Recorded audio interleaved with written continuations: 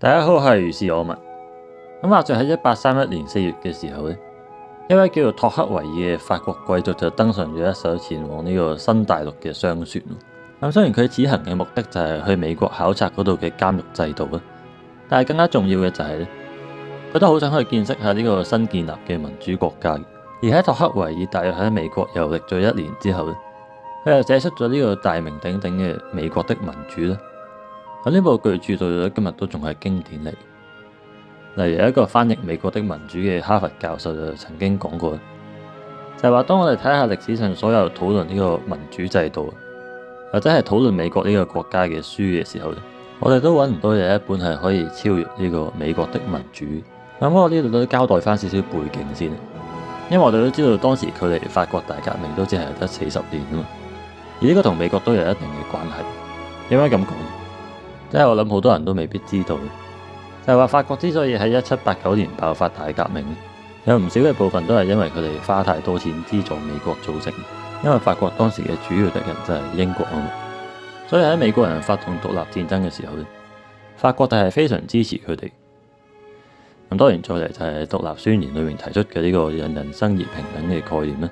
因為當我哋睇下後來法國嘅人權宣言嘅時候咧，裏面講嘅嘢都係差唔多嘅。而呢啲都係代表所謂嘅進步價值啊嘛。咁不過歷史課本裏面通常唔會提到嘅就係咧，呢啲喺當時都受到幾大嘅批評。而最出名嘅當然就係呢個愛爾蘭嘅 Edmund Burke 啦，咁同埋就係托克維爾。因為呢兩位都係非常之優秀嘅保守主義思想家。咁所以當托克維爾專程由法國走去美國考察嘅時候咧，佢嘅結論絕對就唔係叫我哋去打倒呢個封建主義，又或者係去推翻呢個君主專制。相反咧，佢就係希望我哋去學習美國人嗰種保守嘅習性，即係好似喺宗教呢方面咁樣啦。因為喺法國大革命期間咧，法國嘅教堂同埋神職人員都成為攻擊嘅目標，而呢個當然都同當時教士階級嘅壓迫有關。咁但係如果我哋睇下法國嗰啲所謂啟蒙思想家嘅作品嘅話咧，裏面都充斥住唔少對於傳統宗教嘅仇恨。例如伏爾泰就有呢個 Ecclesiastica 嘅講法啦。意思即係要粉碎所有教會嘅迷信。至於當時嘅美國人呢，托克維爾就發現佢哋大部分都仲係傳統嘅基督徒啦，而且當地嘅民風都就係相對淳樸。咁呢個當然就同托克維爾嘅家鄉形成好大嘅對比啦。不過即使係咁咧，我哋都可以喺美國的民主裏面揾到唔少尖銳嘅批評。而喺其中一個好出名嘅章節裏面，托克維爾就講到美國人嗰種躁動嘅精神。咁呢個就係咩意思？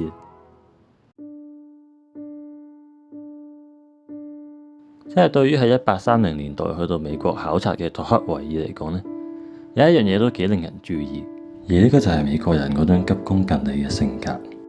咁托克維爾就話咧，喺歐洲大陸嘅某啲偏遠嘅角落呢，我哋都仲可以揾到一啲小小嘅地區係仲未受到外部嘅動盪所波及嘅，而當地居民嘅特色就係無知啊、貧窮啊。咁同埋佢哋亦都成日受到當地政府嘅壓迫啊。咁但係即使係咁咧，佢哋嘅表情都係祥和嘅，而佢哋嘅內心都係輕靈。至於美國咧，嗰度嘅人就係我見過最自由、最開明嘅。咁同埋佢哋當然亦都係處於非常幸福嘅環境啦。咁但係好奇怪嘅就係，佢哋嘅眉間似乎成日都係俾烏雲遮蓋住嘅，而且就算係喺享樂嘅時候都好啦。佢哋幾乎都係俾人唔係咁開心嘅感覺，即係好似喺佢哋追求呢個世間嘅財貨嘅時候咁樣啦。咁我哋都知道獨立宣言裏面提出所謂對於幸福嘅追求啊嘛。而當美國人追求物質享受嘅時候咧，佢哋似乎係覺得自己好似永遠唔會死嘅。咁但係雖然佢哋都好想捉住所有嘢，但係佢哋往往都唔會真係捉緊任何嘢嘅。而呢個就係因為佢哋要去捉住係一個新嘅享樂啊。咁所以假設佢而家就想起一間屋俾自己喺裏面度過晚年啦，但係喺屋頂起好之前咧，呢間屋就已經係俾佢賣咗咯。至於佢嘅花園呢，就係喺樹上即將結果嘅時候就俾佢租出去。因為一個人如果只係志在世俗嘅幸福嘅話咧，咁佢就永遠都好匆忙嘅。而呢個就係因為佢淨係得有限嘅時間去捉住同埋享受呢種幸福啊嘛。所以當佢一諗到呢一點咧，佢就覺得非常之焦慮咧、恐懼咧，同埋遺憾咧。而呢個就令到佢要成日改變自己嘅計劃同埋住處。咁同埋我哋亦都要考慮一樣嘢咧，就話美國實在係太平等，而呢個就係更加直接咁導致咗以上嘅效應。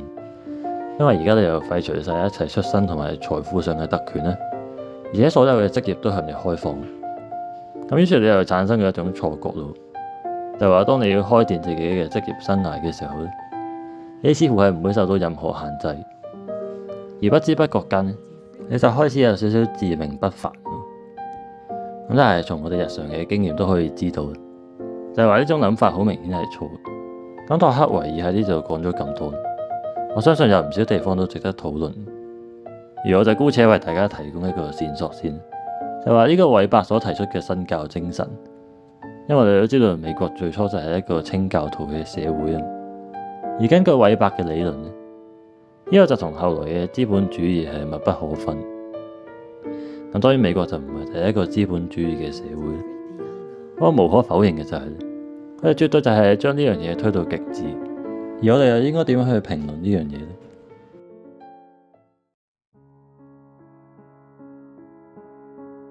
咁喺繼續講落去之前，就聲明下先，就係話身為外國人呢，我哋都唔應該成日批評人哋美國嘅事，因為人哋點衰都係人哋嘅事咯。咁但係好遺憾嘅就係呢，美國就唔係一個普通嘅國家嚟，即係如果美國自己衰就算啦，但由於美國特有嘅呢個典範作用呢，